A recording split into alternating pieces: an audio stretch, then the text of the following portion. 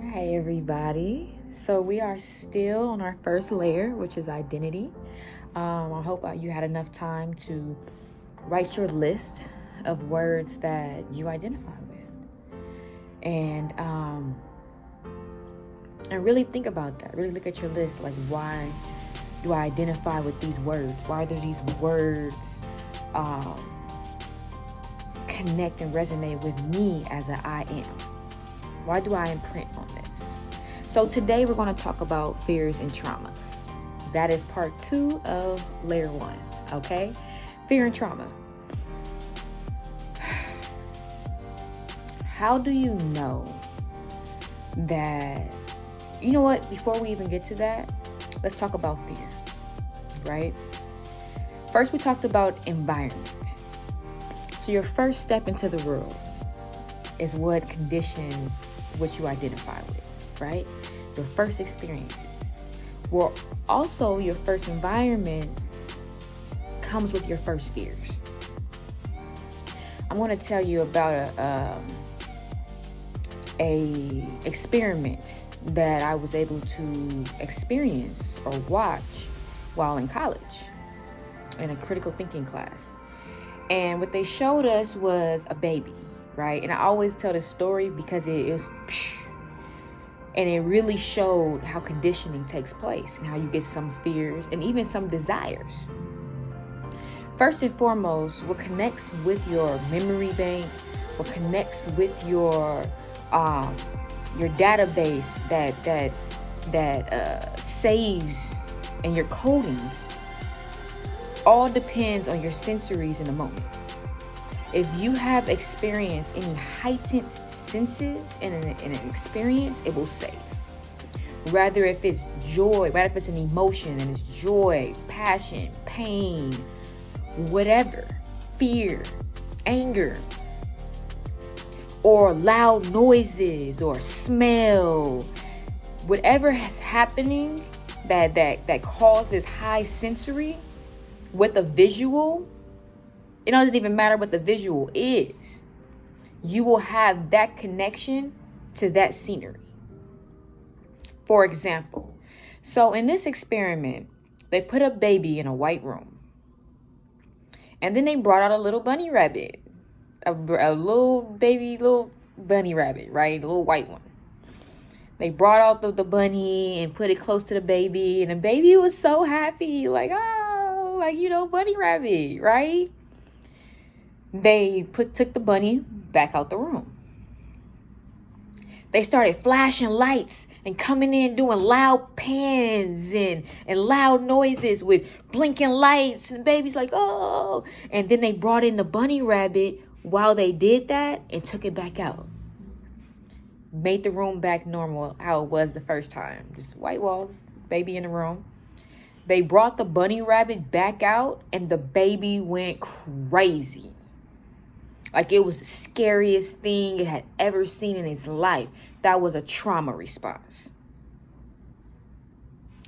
So we show we identify with our fears and our traumas on a regular basis and don't even realize it. Most of the time, you don't even know where it starts. Like that baby will be afraid of bunnies its entire life and not know or not remember anything of that experiment. So that could happen watching a television show. You can have your first arousal watching because you just watched a family movie, went to sleep, woke up, and now earlier porn type stuff comes on at earlier times on the regular television, and it could be like a homosexual show or something like that. And you're a little bitty kid, that's your first time feeling arousal, and it imprints. So now for the rest of your life, that's how you know to be aroused. It ignites in your coding. Everything has a coding. Rather if it's the coding you came in here with, or if it was a conditioning. Or the same thing goes with fears, especially when things are imprinted in as fears in spirituality. Now, if you have a spiritual experience and it reminds you of that horror movie, you automatically get scared instead of seeking understanding. Oh, I'm like, what is that in my notebooks? So let's talk about that. Because by the end of this, the whole point is to bring you back to your center and your authentic self. The most closest, purest version of yourself, and see how that identifies. See what that identifies in the world and what words you plant then, or you write down associating with yourself then. Versus all of the conditionings that happened along the way. Signs of trauma. Signs of trauma, anger, getting angry out of nowhere, high burst of emotion, crying out of nowhere, freezing out of nowhere. But if anything reminds you of an event that has happened or an experience that has happened, and it causes you to get just an explosion of anger, fear, freezing, tears, anything like that, that is a trauma response. That means that you are experiencing post-traumatic stress. A sound that makes you paranoid, gives you an anxiety. If you feel those things by somebody even saying a word, by somebody touching you, by hearing a noise, you are dealing with trauma. And if you are connecting to relationships or aspects of your life connected to that place, when you have trauma bonds. And people go to hairstylists when they need to get their hair done. They go to the doctor when they don't feel good. But what about mental health? What about a mental doctor? How many people watching this can say that they went to one of those doctors to make sure their mental state is good? Or do you just keep going, holding the trauma, and it comes out in different ways in your relationships, in your life, in your workplace, in every aspect of your life? Are your relationships built on trauma bonds? Because you both identify with certain experiences from your old environments. You relate. Maybe you had dysfunctional homes, abusive parents, drug abuse, gang affiliation, deaths, illnesses. All of those are trauma bonds. Unless you have bonded not just because of the trauma, but the healing of it. So there's still a trauma bond because you came together because you relate from a trauma and you built a bond. But the important thing when you're identifying that is when it comes to building a relationship that starts with that, you have to ask yourself, is the trauma keeping this going? Or do we have other things that we connect at? How about the healing from that trauma? Are you healing? And that's how you connect. Like, dang, like we both been through some stuff and I feel you. Like nobody feel you like how I feel you. So this smile right here feels so good. And nobody knows how good that smile is but me and you because we've been there. Is it that kind of bond? Or is it filling a void because both of you know that you have that void there because of the trauma that you went through, or why you're so paranoid and all the way you are, so you both just messed up and paranoid and stressed out together. And when you lash out on each other, you know where it's coming from because you have the same trauma, so you're okay with it and you're dealing with it because you know where the lashing out is coming from, but you're not really working on healing from it. Does healing mean forget about it? No, it does not. It means to understand it, to deal with it, to get to a point to where it doesn't affect your day-to-day life. It doesn't live with you every day. You're not still in it every day. Another trauma response is to be running from anything that reminds you from it. You can't be in any space that reminds you from it. You're still dealing with post-traumatic stress. And there's a fear that lives inside of you. And the reason why you cannot live on fear. Now look, fear is not something that you want to just destroy, right? That's a part of nature. Fear is everything needs to happen in moderation. Fear keeps people alive. Fear of not crashing when you drive in, it helps you drive better. When an animal has a little bit of fear, they get away before the lion gets them. The antelope ain't sitting there like, fuck that, forget fear. No, you will get ate, bro. Like, just go. You know, like the bunny rabbit and the pit bull. Like, that little bit of fear, and it's like, sometimes it's a burst of your intuition. It's a sensory mechanism. But once it stops you from being able to experience life just regularly and being expansive and having new experiences in general, because you have so many recognitions of fear that makes you afraid to even be in a space. Most spaces. You feel uncomfortable around people because of the conversations that bring you back to that place that hurt you.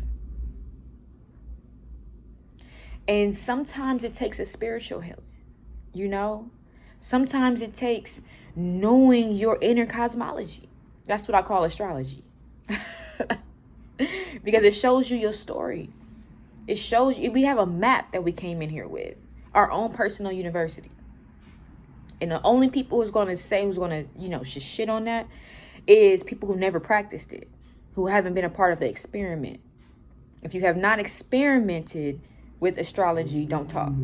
Because 1 month of observation and watching the transits, you'll never diss it again. So with that being said, sometimes we need to dig deep spiritually to get answers. And you don't have to get that from me. You don't have to get a reading from me on any level. If you do want deeper understanding of yourself, you don't have to come to me or somebody else. It would assist. That's what I did. I went to people. Maybe you do need to go to a mental health specialist. I did that too. That needs to be more part of our culture. But at the same time, going within and being introspective is the first step. Identifying that you identify with things that are not pure and are not a part of your spirit, but a layers and layers and layers of conditioning. And is it an explosion of your DNA that assisted in you being your reincarnated ancestral self and your most divine aspect of yourself? Or is it just environment? Is it just society? Is it just what you consume every day? In 50th Law of Power by Robert Greene and 50 Cent, I thought that was a very good book. And that was about one law of power, and it was about fear. And it talked about how throughout history, any government structure, how they utilize fear to control the masses. And now that we have television, they can tell a vision and control your emotional state to make you do whatever it is that they want you to do. Anybody can. It doesn't have to be the government. So you have to understand your own traumas and your own fears and your own triggers, so that you're not so easily controlled by them on a regular basis. In the pandemic, most people who got vaccinated, they didn't get vaccinated just because they so believe in the vaccination. They needed to believe in something because they were afraid. Those lines were long because they were afraid. The people who are not vaccinated because they weren't afraid.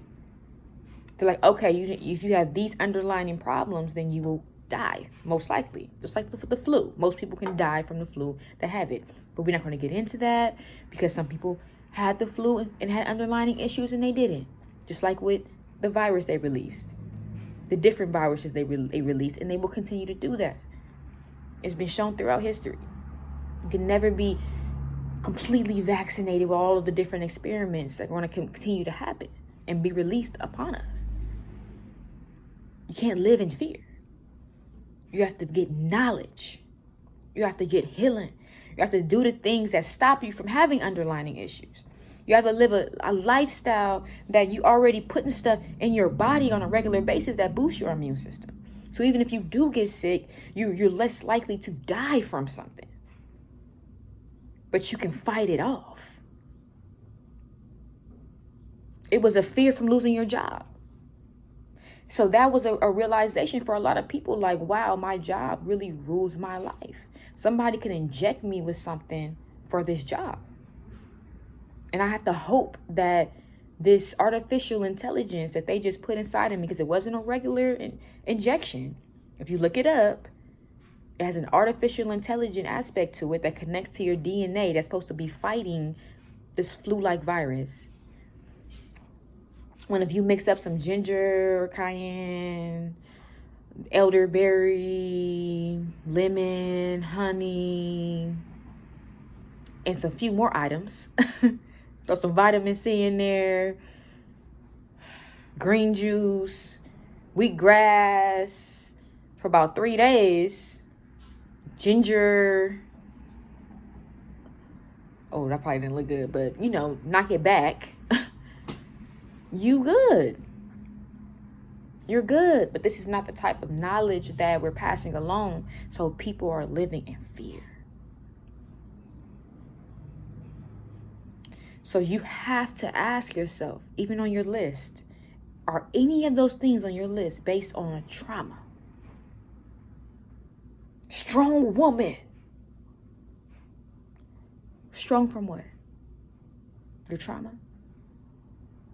Fearless. Like, what's on there? Real nigga. Why are you a nigga? Where does that connect to? Why do you identify with that? What does that mean? What's on your list and why? What do you identify with? In the next few videos, I'm going to utilize myself as an example. And I'm going to talk about the different things that I've identified with over the years and my struggle, my inner struggle of my own transformation and my own healing process and the way that I had to go through it. To even realize what trauma bonds I had within myself that I held on to, that I identified with, that was stopping and stunting my growth and my best version of myself because of what I felt I had to hold on to within me because of my experiences. Which maybe we always will. But you have to ask yourself, the things that you keep a part of you as you move forward, why? And that's all for today, you guys. So go back and look at your list and now ask yourself, is this trauma or fear-based? All right, have a great day.